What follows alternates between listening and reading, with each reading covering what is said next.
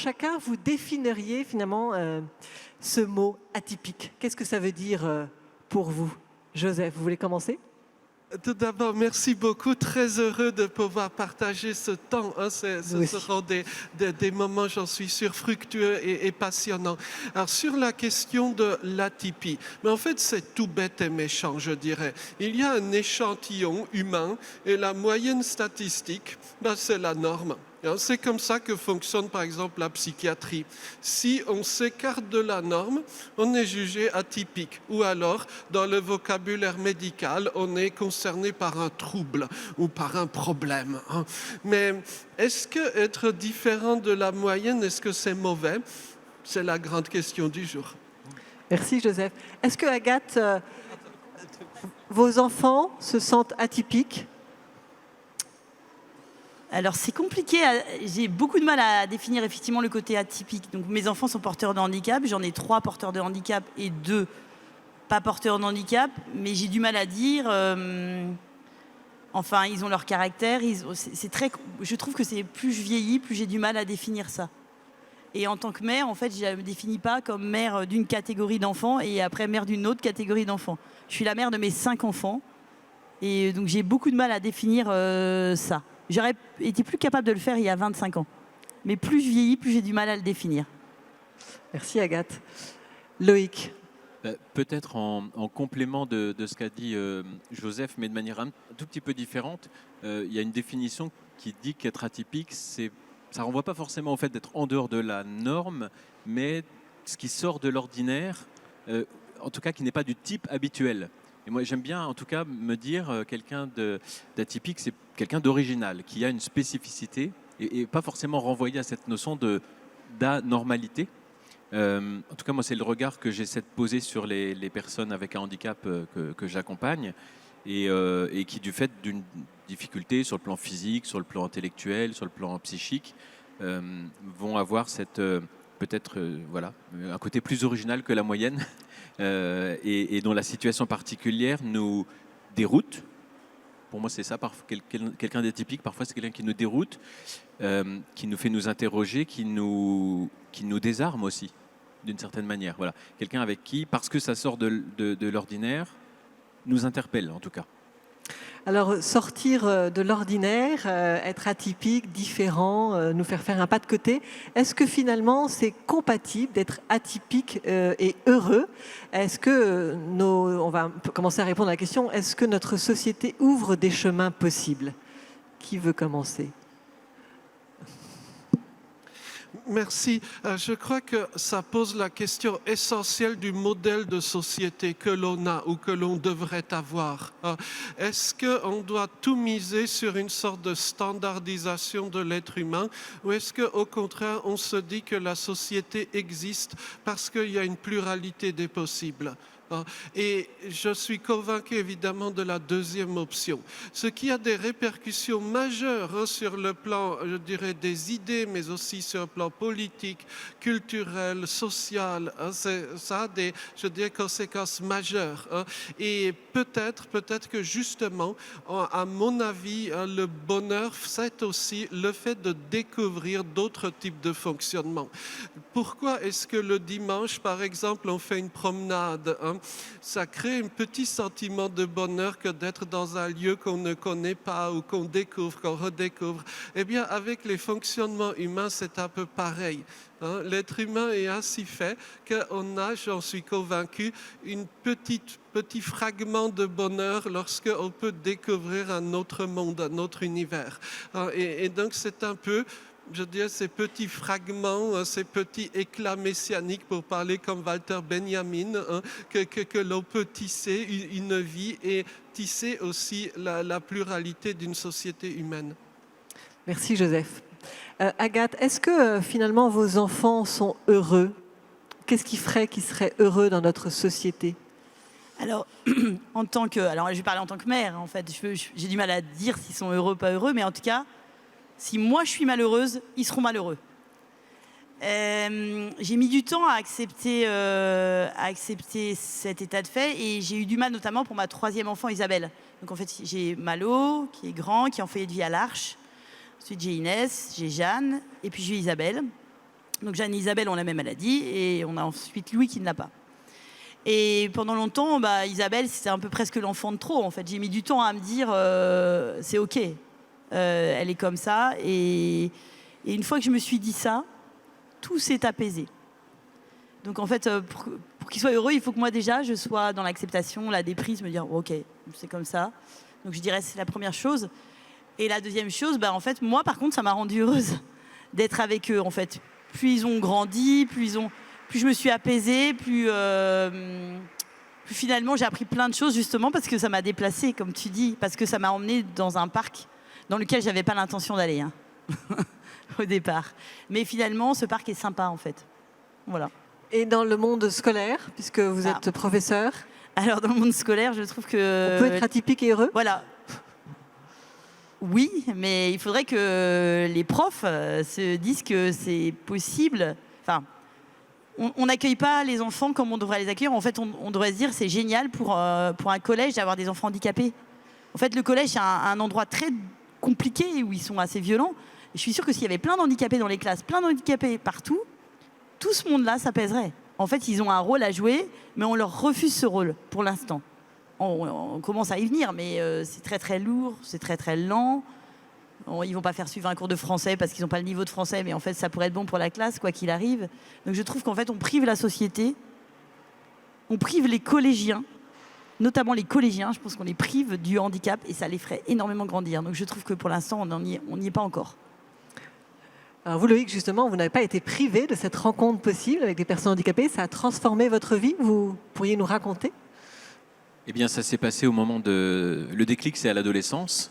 Et vous savez tous que l'adolescence, c'est un moment particulier, un moment où on se construit dans notre identité, où on se cherche et où souvent on veut ressembler aux autres pour être apprécié, pour être intégré. Et aussi un moment où on peut se sentir différent et voir cette différence comme un obstacle finalement pour trouver sa place. Moi, par exemple, j'étais pas grand. Alors, ça n'a pas beaucoup changé. Pas sportif, dans une famille très sportive. Donc, j'étais atypique dans ma famille. Pas bon danseur, ce qui est pas top quand on veut danser avec les filles aux premières soirées. Et voilà, peut-être je me demandais comment j'allais être comme les autres. Et puis, j'ai eu la chance d'être invité à accompagner des jeunes en situation de handicap pour un pèlerinage. Et puis après, pour d'autres camps, d'autres séjours, les Journées mondiales de la jeunesse notamment. Et ça a été des moments de rencontre où finalement, je me suis rendu compte qu'eux étaient encore plus différents, encore moins à la hauteur. Moi qui ne me sentais pas trop à la hauteur, eux, c'était pour certains, je dirais, ils partaient de plus loin. Et moi, ça m'a remis à ma place de me dire, mais en fait, tu essayes de ressembler à quelque chose d'une image idéalisée, là. Et en fait, eux, ils ont le sourire. On est ensemble, on est joyeux, on est heureux. Donc, c'est pas là que ça se joue, quoi. Finalement, le bonheur, il n'est pas dans cette recherche d'une image, d'une apparence. Et j'avais l'impression, enfin, c'était pas une impression, j'ai vraiment vécu des relations vraies avec ces personnes, avec ces jeunes qui avaient le même âge que moi, qui étaient pour certains dans leur fauteuil roulant, pour d'autres qui avaient une déficience intellectuelle. Et puis finalement, on arrivait à partager les mêmes aventures et c'était du bonheur. Donc moi, j'ai compris que pour être heureux, enfin en tout cas c'est ce que j'ai perçu à ce moment-là, d'abord, il ne fallait pas être seul. Il ne fallait pas non plus être avec d'autres, mais en compétition. Et puis il fallait s'enrichir mutuellement de ce qu'on était avec nos forces et nos faiblesses. Et donc ça a été le point de départ pour moi d'un chemin de transformation, vraiment presque de conversion, en étant ramené à ce qui fait notre humanité. Moi, je me suis senti appelé à être plus simple, essayer d'être plus humble, d'être plus en phase avec les valeurs aussi qui m'avaient été transmises par ma famille. Et je me retrouvais tout à coup capable de vivre ça avec ces personnes-là. Donc j'ai abandonné à ce moment-là mon projet d'orientation professionnelle qui se dirigeait vers le design. Et puis à 17 ans, je suis rentré dans une école d'éducateurs spécialisés. J'ai travaillé dans la protection de l'enfance au départ, mais tout en continuant à faire des séjours Parce que vraiment, moi, les séjours d'été qu'on faisait, c'est les moments où j'étais le plus heureux en fait dans mon année. Et ensuite, on a fondé le Grain de Blé quelques années plus tard. Donc cette association qui accueille des personnes en situation de handicap. Et l'esprit qu'on voulait, c'était bien sûr être au service du bien commun, faire le bien pour ces personnes-là, mais aussi une dimension un peu égoïste finalement, faire quelque chose qui allait nous donner de la joie. J'ai eu la chance de pouvoir me construire un travail qui me rend heureux. Voilà. Merci. Joseph, vous diriez la même chose? Qu'est-ce que, dans toutes les rencontres que vous faites, j'imagine que vous rencontrez certainement beaucoup de personnes atypiques, qu'est-ce qu'elles vous apportent? Merci. J'ai beaucoup aimé l'expression « eux, ils ont le sourire ». J'aurais envie de signer moi aussi cette expression-là. Je me considère comme quelqu'un d'extrêmement chanceux parce que je rencontre tous les jours des personnes extrêmement diverses. Et ça, je crois que c'est un privilège, c'est un don d'avoir ces rencontres-là, de pouvoir faire ces rencontres. Alors, ce sont par exemple des étudiants que j'ai la joie de suivre. Certains de mes étudiants ont des handicaps très marqués.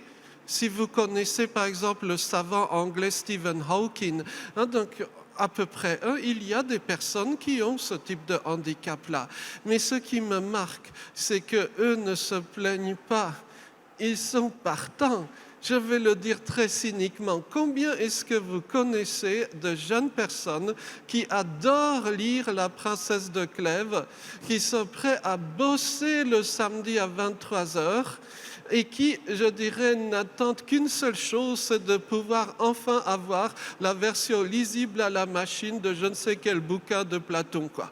Ah ben, il y en a, moi j'en connais, voilà, ça existe, il y en a beaucoup plus qu'on ne le croit.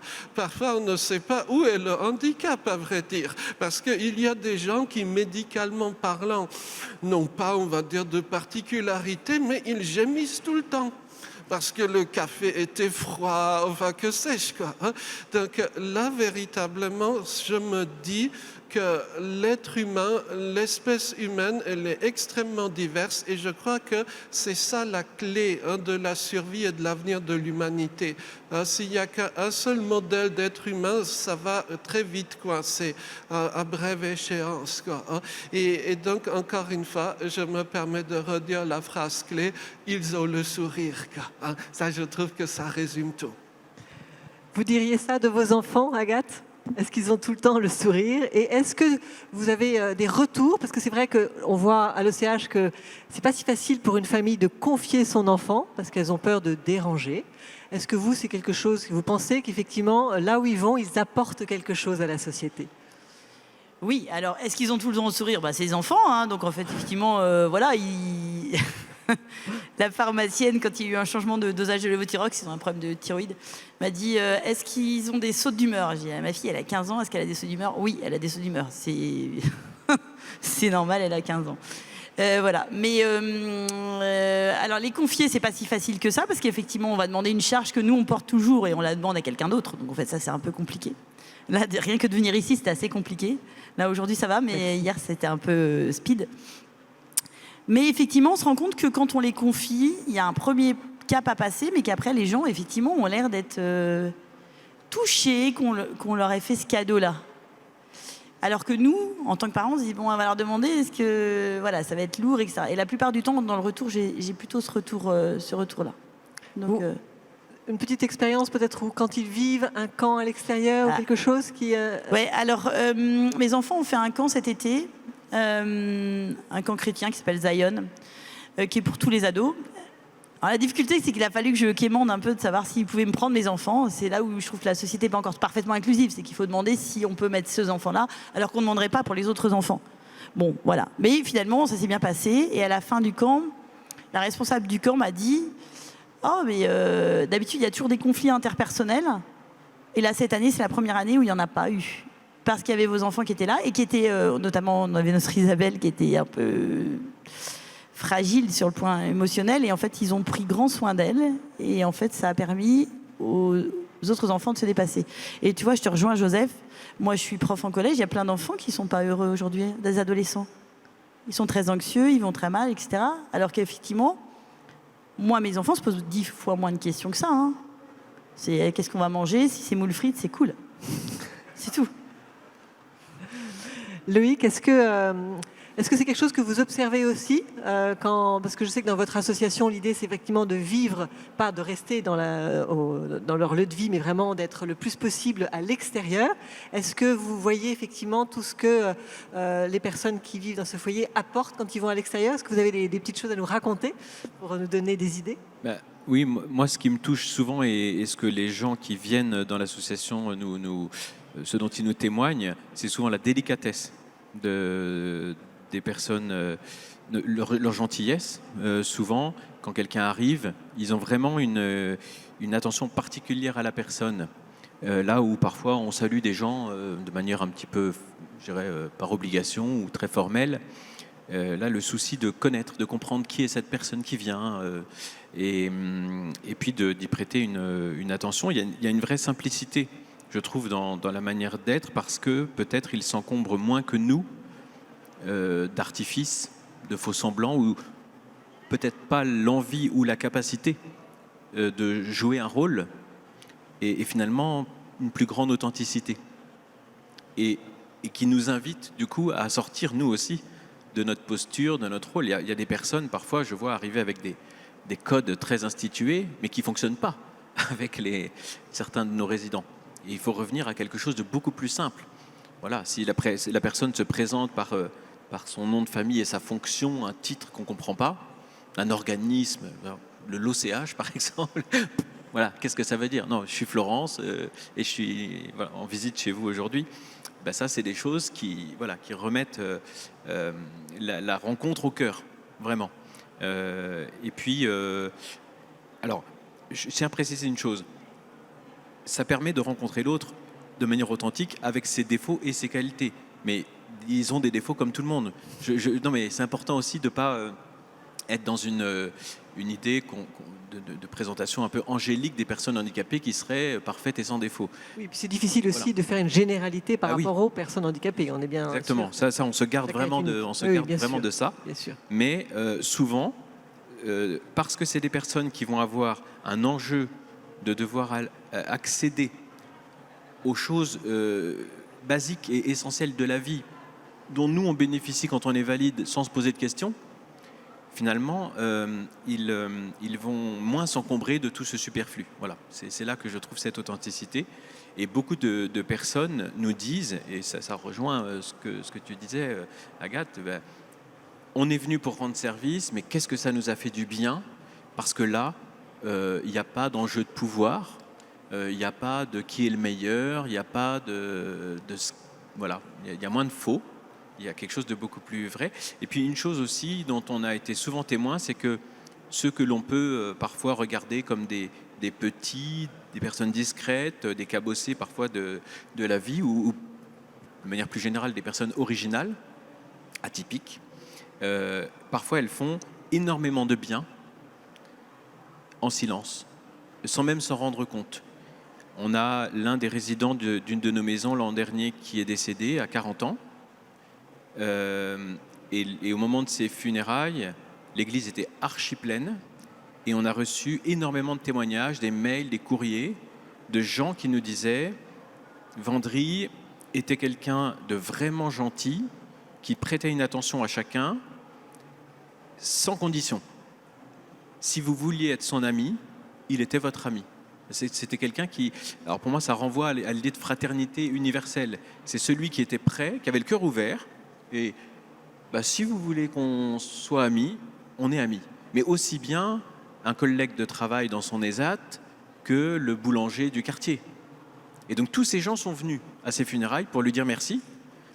Et il y a un commerçant qui a fermé sa boutique ce jour-là pour venir, parce qu'il dit, à chaque fois qu'il venait, il me demandait comment j'allais, ce que ne font pas mes clients du reste de la journée. Voilà. Et pour moi, ça c'est vraiment des témoignages très, très forts de ce cœur ouvert, généreux, et quand même beaucoup des personnes qu'on accompagne. Encore une fois, je ne vais pas faire une généralité absolue, mais je me dis s'il y avait plus de personnes comme ça dans les hautes sphères, à Washington ou au Kremlin, je pense qu'on vivrait un peu plus en paix. Voilà. Du coup, ça permet de rebondir et de se dire qu'est-ce que ce serait finalement une société heureuse? Est-ce que ça doit être synonyme d'une société, je sais pas, réussie? Joseph, je suis sûr que vous avez des choses à nous dire sur ça. Merci. Alors, j'aime beaucoup hein, le propos. Hein. Alors, on pourrait peut-être raconter aussi une petite anecdote personnelle. Il y a quelques jours, j'étais dans un établissement, je ne dirais pas où, en France. Hein, et vous imaginez la scène avec les personnes en situation de handicap dans une cour hein, qui, je dirais, passe le temps. Hein. Et là, je vois près d'un mur, il y a un type qui a l'air tout tristounet. Il a des cheveux longs et sales, quoi. Hein, donc, je vais le voir et je lui dis « Bonjour, je suis Joseph. Et vous ?» Et il me répond « Je suis le psychiatre. » quoi. Bon, oups, pardon. Quoi. Voilà. Donc, bref, quoi. Tout ça pour dire que les titres et statuts, hein, c'est finalement anecdotique par rapport aux réalités humaines. Hein. Mais par rapport à la société heureuse, pour moi, les personnes différentes sont de facto des laboratoires ambulants. L'expression n'est pas de moi, elle est de mon premier employeur aveugle de naissance. Hein, parce que quand on est différent, quand on a besoin d'aide, hein, par exemple pour traverser la rue ou pour je ne sais quelle autre activité, de facto on crée du lien. On est dans le lien interhumain. Et à ce titre-là, la personne différente, la personne dite handicapée, est nécessairement créatrice de liens interhumains, à des titres divers ou des modalités diverses, et en étant plus ou moins exclue de la société aussi. Mais fondamentalement, la personne différente crée je dirais, un modèle de vie. Elle ne peut pas reprendre juste une case existante. Hein. On parlait des hautes sphères. Hein. Donc, vous ne pouvez pas juste prendre un prétendu modèle des hautes sphères et essayer de l'appliquer dans votre vie. Ça ne va pas marcher, quoi. Et je dirais Dieu merci. Bon, ça, c'est un autre débat. Mais donc, de facto, la différence est créatrice de liens sociaux. Et j'irai même plus loin, si j'ose le dire. Je ne crois pas du tout aux modèles de société qui sont basés sur la force ou la domination. Ce n'est pas parce qu'il y a un type hyper puissant qui peut vous mettre en tôle pour 30 ans que la société va fonctionner, quoi. Ce n'est pas ça ce qui fait une société fonctionnelle ou de qualité. Ce qui fait une société fonctionnelle, à mon avis, c'est le fait que chaque personne ait un profil différent, chaque personne ait des vulnérabilités différentes, et la mutualisation de tout ça, je crois qu'on peut l'appeler société. Du moins, ça c'est ma petite opinion. Merci Joseph. Est-ce que vous voulez rajouter quelque chose? Agathe, est-ce que tu aurais dit il y a 20 ans, il y a 30 ans, avant même que tes enfants naissent, qu'est-ce qu'aurait été une société réussie? Moi, je viens d'un milieu assez où il fallait faire des études, où effectivement plutôt un milieu un peu, je dis souvent, un peu dominant. Et donc effectivement, d'avoir ces enfants-là, c'est pas du tout prévu au programme. Et on faisait tous des études, enfin voilà, moi j'ai un oncle qui est politicien, j'ai des frères, j'ai des cousins qui ont fait Centrale, les mines et tout ça. Et quand Malo, il a fait 2 petites sections, 2 moyennes sections, 2 grandes sections et qu'on m'a dit il va pas rentrer en CP, j'ai m'imaginé même pas qu'on puisse pas rentrer en CP, c'était pas dans mes codes. Donc ça m'a déplacée profondément. Voilà, mais aujourd'hui, je me dis on est un peu au milieu d'un gué, on est en train de changer de société. On part justement de ces sociétés où aussi on les enfermait aussi pendant très longtemps. Enfin voilà, on est des sociétés qui les ont massacrés aussi, nos enfants handicapés. Voilà, la Shoah, c'était ça aussi. Et du coup, se dire, en fait, finalement, là, on arrive dans une nouvelle société, mais on est un peu au milieu du gué. On en veut et on n'en veut pas, quoi. Donc en fait, on n'est pas encore rendu. Mais je trouve qu'il y a quand même des choses qui changent dans la société, où c'est beaucoup plus facile. Malo a 20 ans, 25, il a 26 ans. Entre quand il est né et au début et aujourd'hui, la société les inclut beaucoup plus, et grâce d'ailleurs à des trucs comme ce que toi tu fais. Enfin, ça vient en fait, ou l'OCH. Merci. Alors, on va faire une petite pause, et comme ça pouvoir boire. L'OCH a été rencontré Tanguy Châtel, qui est cofondateur du Cercle Vulnérabilité et Société, dont le but est vraiment de convertir justement des vulnérabilités en progrès social et économique. Et nous sommes allés donc lui poser quelques questions. Alors, on va l'écouter. C'est une petite vidéo qui dure 8 minutes. Et puis après, je vous demanderai de réagir à cette vidéo. Vous allez la voir aussi ici. Bonjour, je suis Tanguy Châtel, j'ai 59 ans. Je suis sociologue, j'ai été longtemps bénévole en soins palliatifs et je suis cofondateur du Cercle Vulnérabilité et Société. Je suis désolé de ne pas pouvoir être physiquement présent, mais en tout cas, je suis heureux de pouvoir m'associer à vos réflexions, même à distance.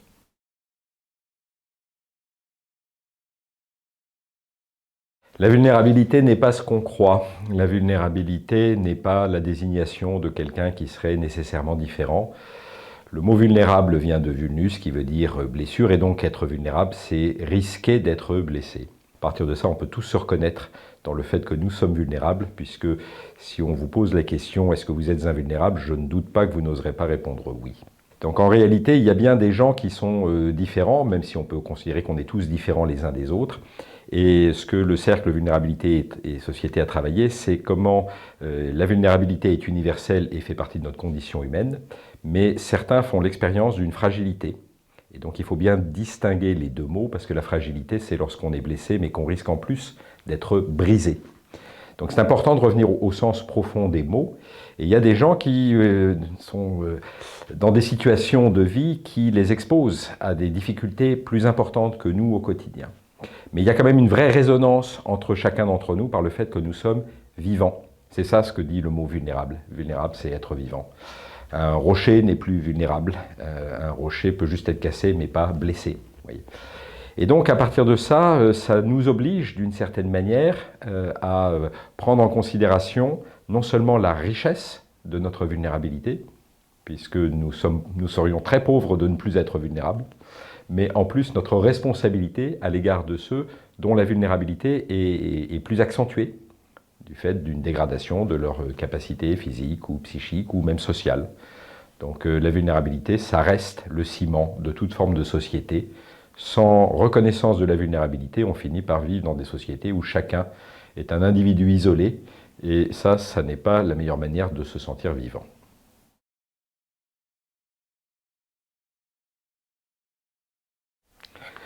Alors le premier point, c'est déjà d'accueillir sa vulnérabilité. C'est pas évident parce qu'on est dans une société où le principal ressort, c'est de faire semblant, de donner une impression de soi, de faire bonne figure, parce qu'on craint que nos failles ne soient exploitées. On est donc dans des sociétés où on se méfie abondamment les uns des autres, et donc on se protège. On se protège du regard des autres, mais on se protège aussi de la possibilité qu'ils auraient d'exploiter chez nous une sorte de faille. Il y a des travaux abondants qui montrent que le premier ressort qui nous empêche d'accueillir notre vulnérabilité, c'est la honte. Ça veut dire que dans une société où on évalue les performances des individus en fonction de leurs capacités physiques ou psychiques, on crée des hiérarchies. Et donc on crée aussi des systèmes d'évaluation qui stimulent le fait qu'on pourrait avoir honte d'être qui on est. Donc le premier élément, c'est d'accepter d'être qui on est en repoussant les tentations de pouvoir de se laisser rattraper par des jugements ou des hontes.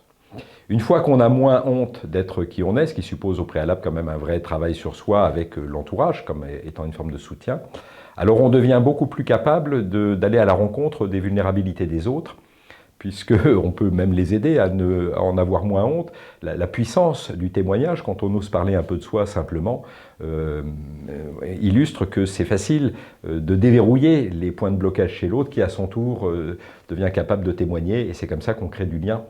En fait, les sociétés se construisent en créant du lien, non pas sur la rencontre de nos forces, mais bien sur la rencontre de nos vulnérabilités, et parfois même de nos fragilités.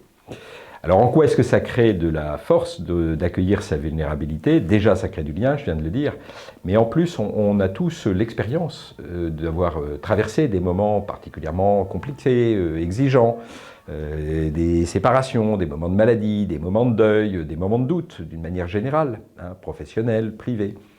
Ça nous façonne. On ne traverserait pas une vie sans avoir expérimenté ces moments, et dans ces moments, on découvre des ressources en soi, parce qu'elles sont généralement insoupçonnées et qu'on est par la nécessité amené à creuser un peu plus. On découvre des ressources chez l'autre, et pas forcément chez ceux dont on s'attendait à trouver une forme de soutien, mais parfois chez des gens totalement inattendus, ou des gens qu'on enfermait dans une image et qui se révèlent beaucoup plus complexes et beaucoup plus humains que ce qu'on pouvait imaginer. Et donc cette capacité à se saisir de la question de la vulnérabilité pour faire émerger des ressources, ça c'est une vraie richesse. Ça, c'est une vraie richesse sociale et c'est même une richesse économique parce que ça permet derrière d'innover, d'entreprendre, de créer pas simplement des systèmes sociaux, mais aussi de la technologie, mais aussi des solutions. Voilà. Et donc, en réalité, ce qu'on est capable de montrer d'un point de vue scientifique, c'est que la richesse d'une société s'appuie sur la vulnérabilité et non pas les sociétés s'appauvriraient de la présence de vulnérabilité en leur sein qu'il faudrait gommer ou corriger. Et on peut même montrer que l'intégralité d'un PIB ou la quasi-intégralité d'un PIB d'une nation repose sur la vulnérabilité et cette conscience. Il n'y aurait pas de textile, il n'y aurait pas de logement, il n'y aurait pas de système de santé si nous n'avions pas préalablement pleinement connaissance et conscience de cette vulnérabilité.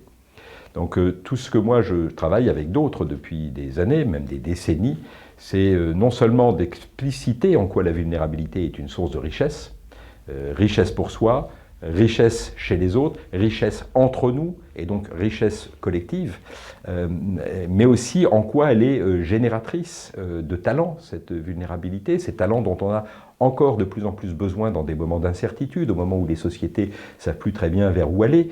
Et la vulnérabilité, en fait, son principal talent, c'est de nous rendre adaptables.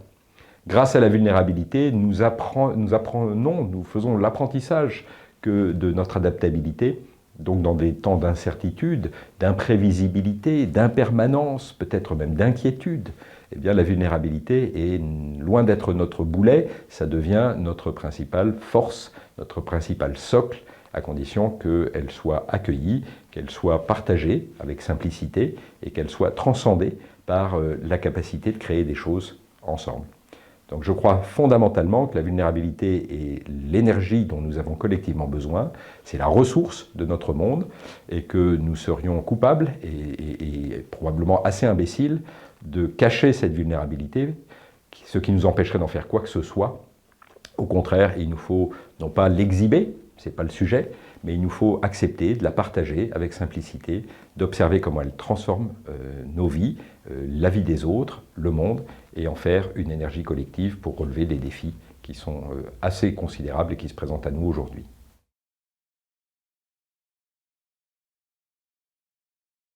En fait, la vulnérabilité, ça rend heureux. On pourrait penser en première analyse que ça rend malheureux, parce que ça accable, surtout si on se juge ou si on se sent jugé. Mais en réalité, ce qui rend heureux dans la vulnérabilité, c'est la rencontre. Et l'être humain ne se nourrit pas que de sa propre satisfaction, il se nourrit surtout de l'altérité, c'est-à-dire de la capacité à rencontrer quelqu'un qui a quelque chose de différent, qui a quelque chose de complémentaire, qui a quelque chose de surprenant. C'est assez troublant de constater qu'on vit dans des sociétés où la surprise est aujourd'hui pensée comme étant une mauvaise surprise. Donc c'est pour ça qu'on a des sociétés très précautionneuses, avec des principes de précaution, avec des normes juridiques dans tous les sens. En fait, on veut se prémunir de la surprise.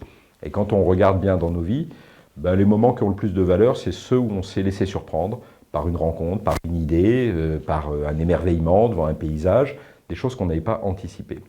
Donc la vulnérabilité, elle nous rend heureux parce qu'elle nous ouvre à quelque chose que nous n'avons pas planifié, que nous n'avons pas organisé. Aujourd'hui, on voudrait véritablement tout verrouiller dans nos vies, être en mode projet, comme on dit, et puis véritablement tout planifier.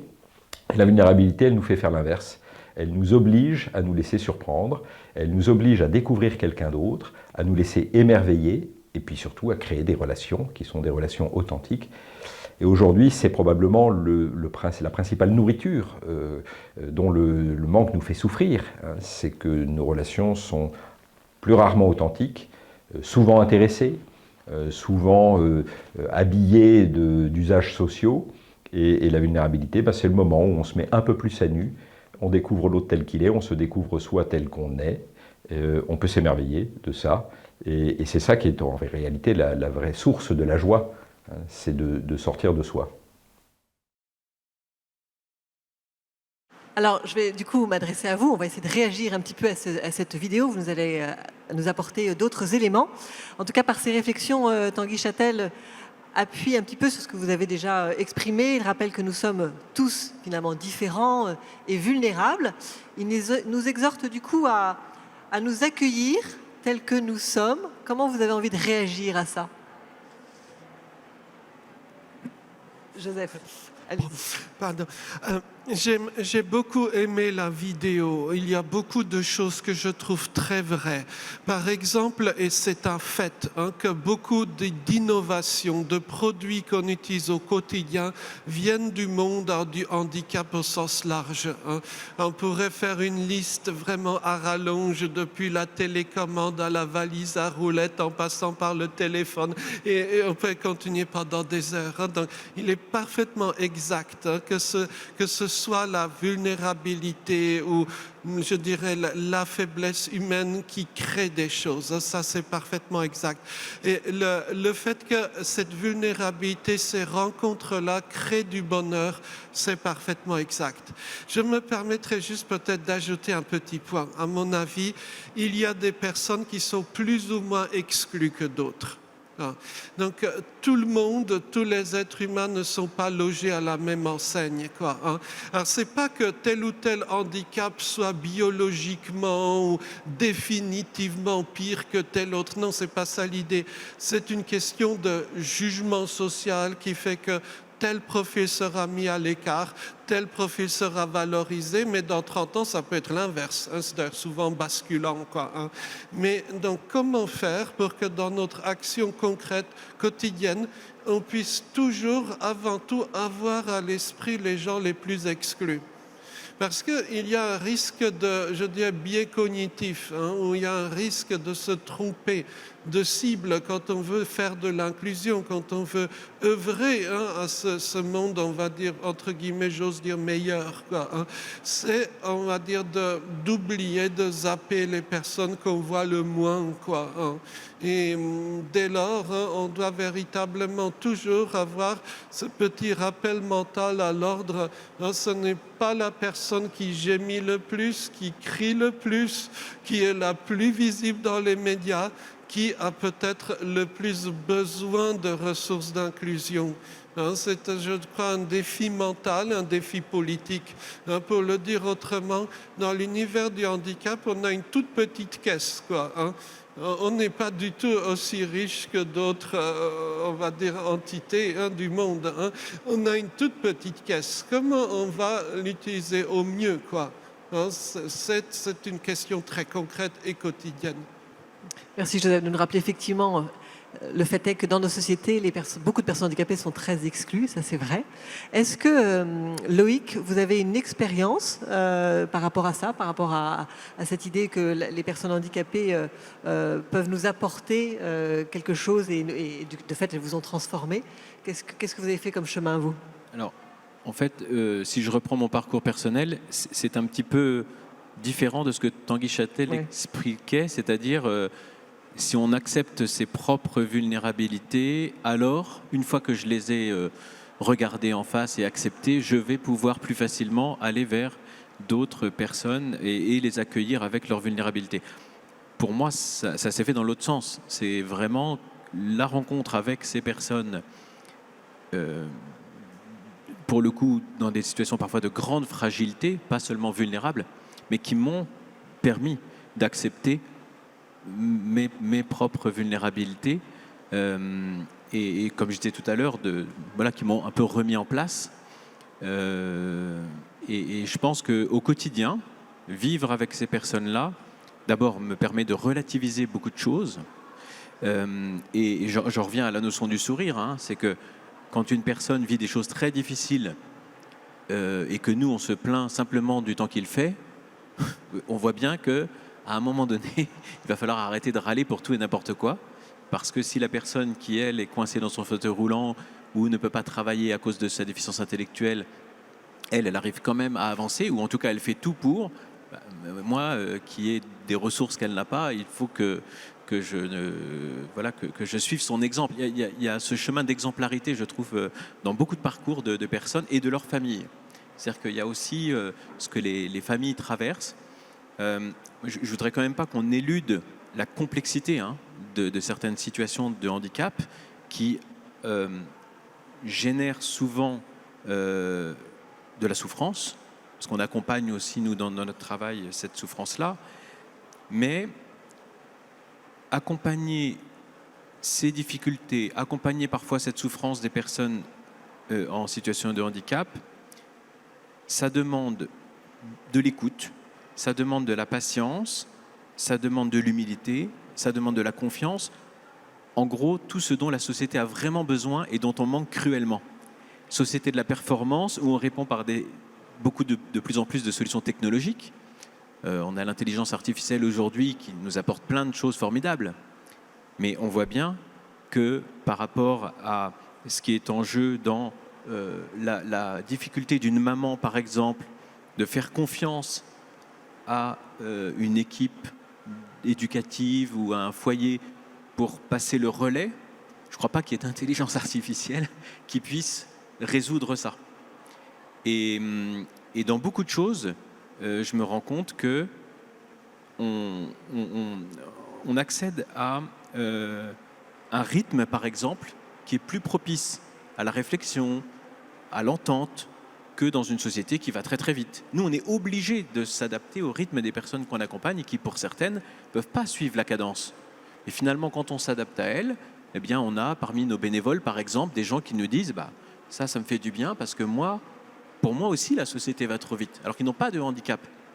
Oui. Donc, il y a plein de choses comme ça où on dit, peut-être moi j'ai été formé en tant qu'éducateur à aider les personnes à s'adapter au monde dans lequel elles vivent.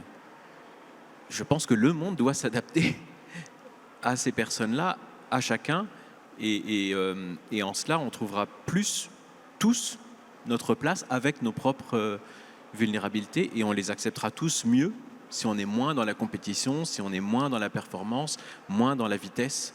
Voilà. C'est le chemin que vous avez fait aussi, Agathe? Tu peux le garder.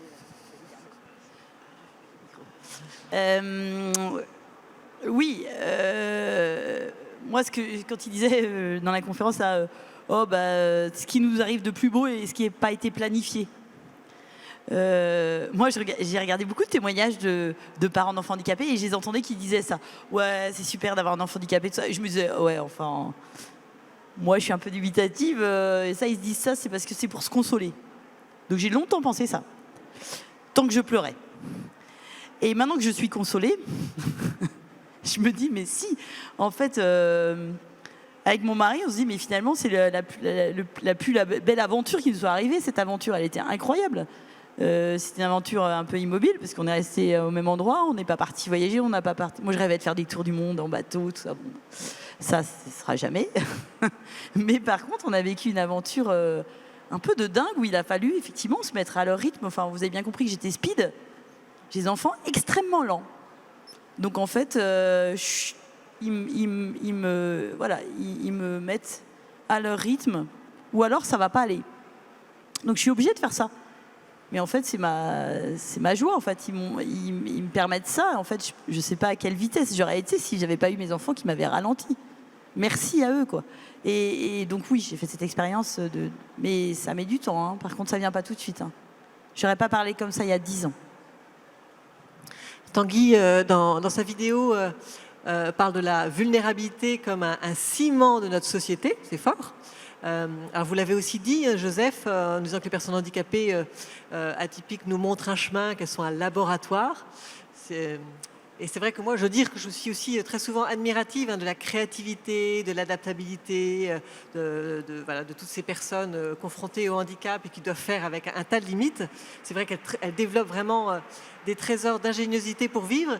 Est-ce que vous avez des expériences un petit peu concrètes à nous partager pour rendre concret cette idée que la vulnérabilité comme un ciment de notre société? Est-ce que vous êtes convaincu par ça? Merci.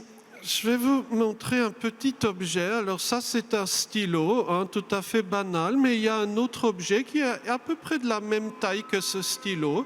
Vous le connectez à votre laptop et dans ce petit objet, il y a 2 caméras qui suivent vos yeux. et vous pouvez commander votre PC, vous pouvez écrire sur votre PC sans du tout bouger. Vous pouvez être parfaitement immobile, écrire un texte ou travailler sur votre PC. Et vous savez quoi? Une personne qui n'a absolument aucune motricité, qui n'a absolument pas la parole, eh bien vous savez, avec cet outil-là, elle peut écrire, elle peut faire des études, elle peut nous épater. Combien de fois on se trompe sur les capacités réelles de la personne en face de nous? On a très facilement ce réflexe de dire « Ah, il est bête » ou « Il a, pour le dire savamment, un trouble de la déficience intellectuelle ». Ça tue quoi, parce que ça a l'air hyper savant. Mais qu'est-ce que cela veut dire exactement, quoi, Et justement, quand vous avez cet acte de foi, un acte de foi qui consiste à donner votre PC à cette personne. Une personne dont tous les plus grands experts ont juré qu'elle n'avait aucune compétence. Si vous avez cet acte de foi, vous lui confiez votre PC, vous aurez un moment de terreur parce que vous constaterez que la personne vous écrit et elle s'exprime, quoi, alors qu'on pensait qu'elle en était totalement incapable. Et c'est là, je dirais, qu'il y a un petit moment de rupture qui se passe, une rupture des convictions, rupture par rapport à ce que l'on pensait être vrai, et on découvre un autre univers. Et dans l'univers de la différence, dans l'univers du handicap, de la vulnérabilité, il y a des moments magiques comme ça, qui échappent à tous les scripts pré-rédigés, qui échappent à ce qui était planifié, quoi, Et quand on a la chance de vivre ces moments-là, je crois qu'on n'en ressort pas du tout pareil. On dit qu'il y a des films qui nous bouleversent, c'est sans doute vrai, mais la réalité vraie, c'est beaucoup mieux encore que n'importe quel film. Et donc, à mon avis, la différence humaine, ce sont ces moments qu'on n'oubliera jamais dans la vie. Ce sont quelques minutes, parfois, qui vont nous marquer à tout jamais, quoi. Et précisément, je crois que cet effet presque magique du handicap, de découvrir que ce qu'on pensait être vulnérabilité ou déficience, etc., que c'était juste un autre univers que l'on découvre, qu'on avait ignoré précédemment, quoi. Et donc peut-être que pour moi, c'est ce qui me restera en mémoire, en tout cas. Merci Joseph. Est-ce que Agathe, avec cette expérience finalement de 25 ans de handicap dans votre vie, vous avez fait l'expérience d'une société qui a bougé? Est-ce qu'aujourd'hui, voilà, on pourrait dire que la vulnérabilité est un ciment de la société telle que vous la voyez, telle que vous la vivez? Je trouve que la société a changé, ouais. Je trouve qu'elle est... on dit le mot inclusif, j'aime pas trop ce mot-là, mais elle est quand même plus inclusive. Elle permet, moi je peux me promener dans la rue avec mes enfants au supermarché, les gens voient bien en fait qu'il y a mais j'ai plus des sourires, j'ai plutôt de la bienveillance en fait. C'est plutôt assez agréable, alors que j'ai l'impression qu'il y a quelques années en fait toutes les portes se fermaient tout le temps. Alors est-ce que c'est moi qui ai changé aussi? Je sais pas si c'est la société qui a changé ou c'est moi qui ai changé. Parce que moi, je me suis apaisée, donc en fait, est-ce que, du coup, je vois... Au début, j'étais en colère, donc est-ce que, quand j'étais en colère, on ne voit pas les choses de la même manière? Mais j'ai quand même l'impression qu'elle a évolué en mieux. Bon, après, je ne sais pas si vous pensez la même chose que moi, mais je trouve que, ouais, c'est plutôt mieux, dans l'ensemble. Mais on a encore du chemin à parcourir. Loïc, Tanguy... Dans sa vidéo, nous disait qu'il fallait partager nos fragilités sans les exhiber. C'est aussi un peu votre signature de votre association, partager nos fragilités, vous allez nous a raconté. Est-ce que, de fait, la société bouge? Oui, indéniablement. Après, ça ne bouge pas aussi fort et aussi vite qu'on voudrait. Moi, je vois dans le secteur médico-social, il y a beaucoup d'évolutions. Mais elles sont insuffisantes et puis elles peinent encore parfois à se diffuser dans ce qu'on appelle le droit commun, dans la société dans son ensemble. Donc nous, on milite aussi, on essaye modestement de permettre cette inclusion, non pas seulement comme une espèce de principe idéologique, mais comme une réalité de vie, c'est-à-dire je suis dans mon quartier avec des voisins et qui me connaissent d'abord comme pour mes qualités, mes talents, avant de considérer que je suis un problème de la société dont il faut s'occuper. quand on parle de la prise en charge, par exemple, des personnes handicapées, la notion de charge dit encore des choses voilà, de l'ordre de la lourdeur qui nous attristent un peu. On préfère parler d'accompagnement. Mais je pense que oui, les choses bougent. Si on ouvre, il faut ouvrir les portes. Alors, il faut que le monde du handicap s'ouvre à la société, parce que parfois, c'est aussi ce monde-là où les familles elles-mêmes qui peuvent avoir des réticences parce qu'il y a eu des mauvaises expériences, etc. Puis après, elles n'osent plus aller vers le monde ordinaire. Mais c'est surtout le monde ordinaire qui a du mal à faire de la place. Une fois que les personnes, si on ouvre les portes, rentrent dans la vie de la société, elles la transforment. Vous voyez ce que je veux dire, c'est l'œuvre de transformation pour un monde meilleur, je crois qu'il se fait assez naturellement dès que les personnes sont là et si on leur donne leur place. Et moi, je pense à des situations où, par exemple, on a inauguré notre nouvelle maison l'an dernier. Et donc, il y avait beaucoup d'élus qui venaient pour l'inauguration. Alors, ils viennent parce qu'ils ont participé à financer, qu'il faut poser sur la photo, couper le ruban, puis après, ils s'en vont. Et d'ailleurs, l'un d'entre eux nous a dit en arrivant, je suis désolé, mais je suis attendu pour une autre manifestation après. Donc je suis là pendant 30 minutes et je devrais vous laisser. Je ne pourrai pas rester pour tous les discours et le petit moment de convivialité à suivre. Sauf que nos résidents qui ont accueilli tous les gens qui venaient ont presque pris par la main les uns et les autres sans se soucier de savoir s'ils étaient bénévoles, voisins, députés ou conseillers départementaux. Voilà, tu es là, je t'accueille, viens, je te montre mon studio, et puis après on va aller ensemble à la fête. Et bien, ils se sont fait embarquer, et celui qui ne devait rester qu'une demi-heure, 1 heure et demie après, il était toujours là, il tapait dans les mains en chantant du Jean-Jacques Goldman avec les résidents. Vous voyez ? Donc, si on permet la rencontre, alors je pense que la société est prête à se laisser transformer. Voilà. Mais est-ce que nos politiques vont dans ce sens de la rencontre ?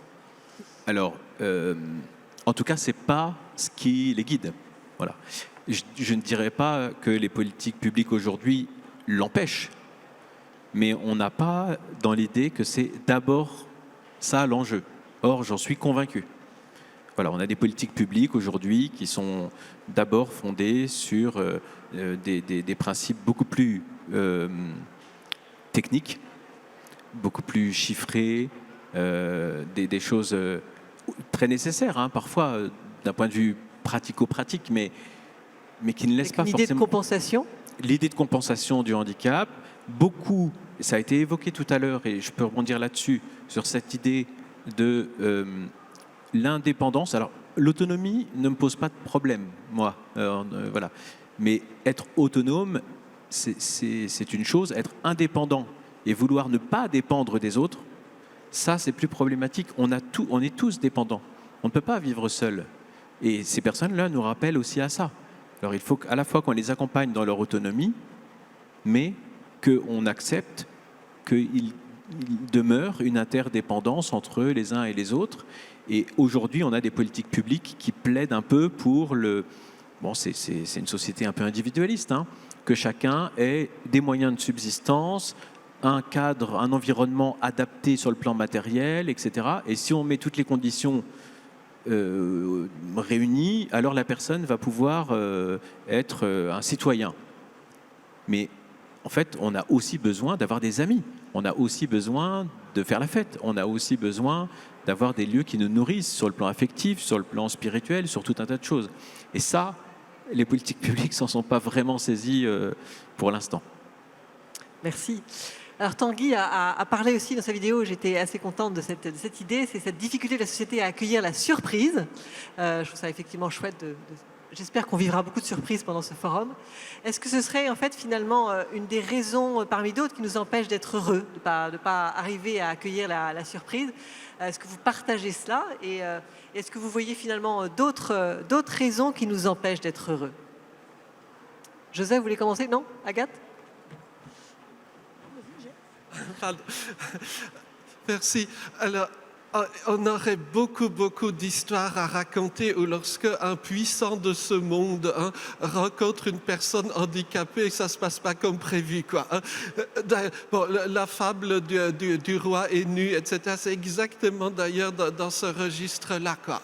Et j'ai vécu des moments absolument savoureux, quoi. Mais le mieux dans cette affaire, c'est que les hommes politiques, ils sont habitués à être entourés de courtisans, quoi. Et tout le monde, depuis des années ou des décennies, les flatte, leur dit « Qu'est-ce que vous avez bien parlé? Qu'est-ce que vous avez bien décidé? Comme votre politique était judicieuse. » Et ils en ont marre, au fond d'eux, quoi. Et donc, soudain, qu'il y ait, par exemple, un enfant différent qui lui dit « Mais t'es couillon, toi. » Voilà, là, il y a parfois, même chez cette autre personne, quoi, un petit moment de bonheur, quoi. Et donc, comment faire pour multiplier ces rencontres, quoi, comment faire pour que, je dirais, il y ait cet imprévu humain. Je suis, moi aussi, très triste de voir que de plus en plus, les politiques publiques soient remplacées par des procédures administratives, quoi. Et là, dans l'algorithme administratif ou le tableau administratif, il n'y a pas de place, ni pour la différence, ni pour ces imprévus de rencontres. Or, la vie est une succession d'imprévus. C'est précisément ce qui en fait la saveur, ce qui en fait l'intérêt, quoi. Et donc justement, peut-être que dans l'univers, on va dire, du handicap, on a cette différence, cet imprévu à apporter. Si je peux vous faire une petite confidence, je suis assez régulièrement contacté de façon discrète par des gens qui ont réussi dans la vie, des gens qui ont fait belle carrière, qui se retrouvent à la tête de je ne sais quelle entreprise, qui parfois tourne à merveille, l'argent rentre à flot, mais cette personne me dit « Mais Joseph, il y a quelque chose qui me manque, je ne me sens pas épanoui, ça ne me correspond pas ou ça ne me correspond plus, j'ai besoin d'une activité qui fasse sens dans la vie. » Ça arrive très souvent. Et donc là, moi, je dis, mais bienvenue au club. On a toutes sortes de lieux, de rencontres, de personnes avec qui on peut passer du temps. Et une fois, un monsieur m'avait dit, j'ose espérer que votre crise existentielle arrivera tôt. Je trouve que c'est une phrase très intéressante. Et peut-être, d'une certaine façon, que cette pluralité, ces imprévus des rencontres sont ce qui manque peut-être le plus à notre société si crispée, tellement en quête de certitude qu'elle finit tout simplement par ne plus pouvoir vivre. Et donc vivre ces petites rencontres où un enfant, un jeune différent adresse directement la parole à je ne sais quel puissant de ce monde, c'est toujours extrêmement savoureux à suivre. En tout cas, je ne m'en lasse pas, on pourrait faire une BD à ce sujet-là. Mais bon, je m'arrête. Merci Joseph. Alors Agathe, la surprise, qu'est-ce que vous en pensez? L'accueil de la surprise. Bon, au début, j'en voulais pas, moi, de la surprise. Voilà. Mais finalement, en fait, quand je t'entendais, je me disais, mais en fait, ce problème, c'est souvent la peur. En fait, on est quand même dans une société où on a peur de beaucoup de choses. On a peur, évidemment, d'avoir un enfant handicapé, mais enfin, on a peur aussi, on a peur de mettre la planète jusqu'au bout et voilà, on a peur de ne pas avoir sa retraite, on n'a pas peur. Et en fait, je trouve que ces personnes-là, en fait, grâce au fait qu'elles vivent beaucoup plus au quotidien, alors je dis pas qu'elles n'ont pas peur, moi j'ai laissé Isabelle à une copine hier, elle était en pleurs, Isabelle, donc elle a peur. Je veux pas que tu partes, maman. Mais en fait, voilà, je sais que là, ça y est, aujourd'hui, elle est passée dans les médiatiers et qu'elle est plus là-dedans. Donc en fait, je trouve que la peur est un poison pour être heureux. Et la comparaison aussi est un poison. En fait, on peut pas... si on se compare, en fait, ça va pas, en fait. Voilà, chaque être est unique, en fait. Voilà, et quand tu racontais cette histoire, je suis allée à... Mon fils aîné est à l'Arche. Et il y avait l'anniversaire et tout ça. Et l'évêque de Rennes est venu et il s'est fait couper la parole au moins pendant l'homélie, mais je sais pas combien de fois il lui dit ouais, et l'amour, et l'amour, oui, l'amour, et la tendresse. Et en fait, il s'est fait couper la parole et je me suis dit, c'est quand même assez savoureux de voir l'évêque qui se prend. Normalement, on ne coupe pas la parole à l'évêque, mais en fait, à l'Arche, on peut y aller, comme on a vu dans ton foyer. La peur, je trouve que souvent, c'est la peur de l'inconnu, c'est la peur de la différence, c'est la peur de ne pas maîtriser ce qui va se passer. Et ça, c'est important qu'on accepte, qu'on lâche, hein, qu'on ne maîtrise pas les choses. Je vois bien que nous, les personnes qu'on accompagne, c'est pour ça que j'essaie de se laisser désarmer.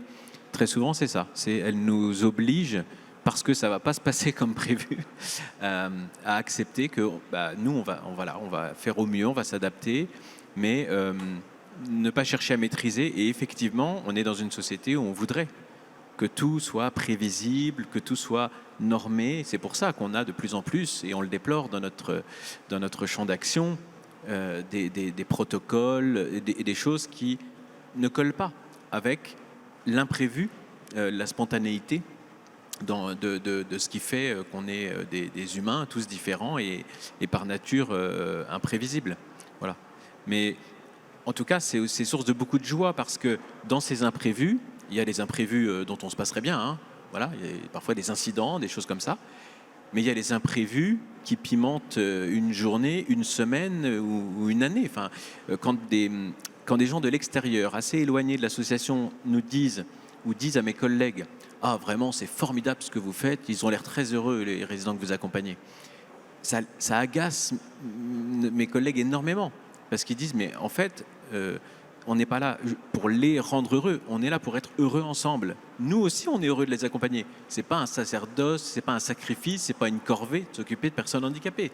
On a des métiers qui sont très dévalorisés, les métiers du care, les métiers du soin, les métiers de l'accompagnement, parce qu'on ne comprend pas que c'est un boulot sympa et joyeux. Il y a des difficultés, mais qui n'en a pas?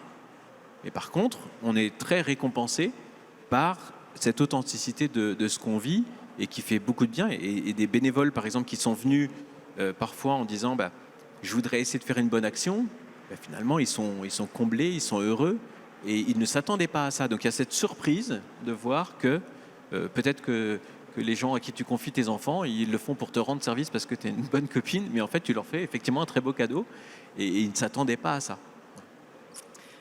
Peut-être qu'on est un peu enfermé aussi dans nos représentations par rapport aux fragilités, à ce qui veut dire être atypique. Vous savez que l'OCH publie une revue qui s'appelle Ombres et Lumières et il y a peu nous avons fait un numéro, un dossier sur le regard et à cette occasion aussi on a effectué un sondage sur le regard des Français sur le handicap et cette étude finalement a révélé que les Français sont peu à l'aise avec le handicap, avec la différence alors que les Jeux Olympiques venaient de passer, donc les Jeux Olympiques n'avaient rien changé par rapport à ça. Le regard même s'était un peu dégradé par rapport à une étude qu'on avait fait en 2021. Et ça particulièrement vis-à-vis du handicap psychique et certains handicaps qui ne sont pas visibles. À votre avis, qu'est-ce qui explique de fait ce malaise vis-à-vis du handicap? Alors vous en avez un peu parlé, mais est-ce que vous avez envie de rajouter quelque chose? Il faut les mettre dans les écoles. Il faut les mettre dans les écoles. Il faut qu'il y ait le maximum de... C'est petit qu'on apprend ça. C'est tout petit. Alors voilà, Malo, il a fait 2 petites sections, Thomas une section, 2 grandes sections, puis après, il est parti en IME. En fait, il faut qu'il soit dans les écoles et qu'on s'adapte. Et en fait, je suis sûre que si les enfants vivaient avec d'autres enfants porteurs de handicap de manière naturelle, l'enfant, il est hyper doué de ça. Et en fait, on pourrait changer le monde. Donc, il faut vraiment qu'il soit dans les écoles. Voilà, c'est ça que j'ai dit. On avait une coiffeuse dans le quartier à côté de notre première maison qui, parce que les résidents sont venus dans son salon se faire coiffer, m'a confié un jour, parce que j'allais aussi me faire couper les cheveux chez elle, en fait, je ne connaissais pas les personnes handicapées. Elle n'avait pas côtoyé, ni à l'école, ni dans sa formation, ni dans son quartier. C'est la première fois qu'elle avait un contact vraiment proche, fréquent avec des personnes en situation de handicap. Je lui ai dit, écoutez, venez partager un café avec nous un jour. Ah bon, vous croyez, je peux, mais oui, venez. Et depuis, elle est vraiment devenue une amie. C'était plus que des clients. Et elle a cessé son activité maintenant. Elle continue de venir régulièrement avec les chouquettes à l'heure du café. Et je me dis, mais quelle tristesse que ces gens découvrent si tardivement cette simplicité, cette rencontre, cette joie qui effectivement n'a pas été permise auparavant. Et c'est vraiment, je rejoins tout à fait Agathe là-dessus, il faut que dans l'école, dans tous les lieux de culture, de loisirs, on donne la place. Voilà. vous comprendrez qu'à l'ECH, notre signature, c'est la lumière de la rencontre. La société aussi nous dit qu'il faut être parfait. C'est un peu comme une injonction. Comment on peut s'affranchir finalement de cette injonction? Comment finalement gagner en liberté? Est-ce que Joseph, peut-être votre parcours aussi peut nous aider? Merci. J'ai eu la joie de travailler pendant peut-être 8 ans pour et dans le monde des aveugles. Je recommande de travailler dans l'univers des aveugles. Ces gens-là ne vous jugent pas sur la coiffure ou sur l'apparence. Ils voient le monde autrement, comme on peut le dire. Et c'est là qu'on arrive à la question clé, très concrète. Comment est-ce que, à votre avis, une personne aveugle prélève de l'argent au distributeur automatique? Est-ce que vous vous êtes posé la question? Comment on fait concrètement? Une façon de faire, c'est de se poster devant le distributeur, de faire « Ouh, il y a quelqu'un, voici ma carte, mon code est 1, 2, 3, 4. Est-ce que vous pourriez me prélever 50 € s'il vous plaît ?» Donc, quand j'avais vu cela en action, j'avais demandé, mais c'est pas possible, vous êtes sans doute fait arnaquer. Réponse, en 30 ans, jamais. Voilà, et donc là, on peut commencer à comprendre que ce que l'on appelle la différence, c'est souvent très relatif et que le problème n'est pas là où on le croit. Et que d'une certaine façon, il n'y a pas à être honteux d'être différent. Il y a, parce que, pardonnez, j'adore la poésie orientale, il y a une très belle poésie de l'Iran ancien qui s'appelle la conférence des oiseaux, le colloque des oiseaux de Attar. Et donc ce sont des oiseaux qui sont tous différents. Il n'y a pas un seul modèle d'oiseau. Il n'y en a pas un qui soit, je dirais, normal et l'autre pathologique. Ce sont des oiseaux qui se mettent en quête, d'un oiseau mythique, un qui s'appelle le simorgue.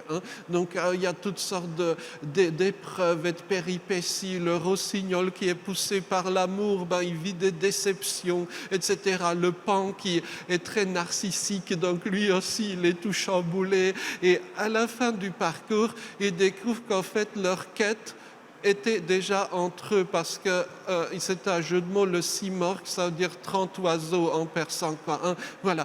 Et donc cette conférence des oiseaux peut être une sorte peut-être de méditation personnelle. Il n'y a pas de honte à être un oiseau un peu différent des autres. C'est même bien, c'est ce qui fait l'enrichissement, la sagesse commune, Mais pour cela encore, il faut qu'il y ait un lien entre les humains. Je crois que celui qui a le mieux dit la chose, c'est Augustin d'Hippone. Il y a une métaphore d'Augustin qu'on appelle la métaphore du bois courbe. Alors c'est quoi la métaphore du bois courbe? C'est que si on plante, par exemple, un arbre, un arbuste isolé, il va grandir mais mal. Parce qu'il y aura du vent et il sera déformé. Par contre, si on en plante plusieurs, ils vont grandir vers la lumière. Donc ça, c'est la métaphore du bois courbe. Ce sont les liens qui font, j'allais dire, société. Mais il ne faut pas que tous les arbres soient pareils. Merci beaucoup, Joseph. On va terminer avec cette belle métaphore et cette sagesse pour nous donner envie effectivement d'être créateurs de liens les uns pour les autres. Merci à tous les trois. Vraiment, merci beaucoup d'avoir été là, de vous avoir aidé à réfléchir. J'ai envie quand même qu'on vous applaudisse très très fort.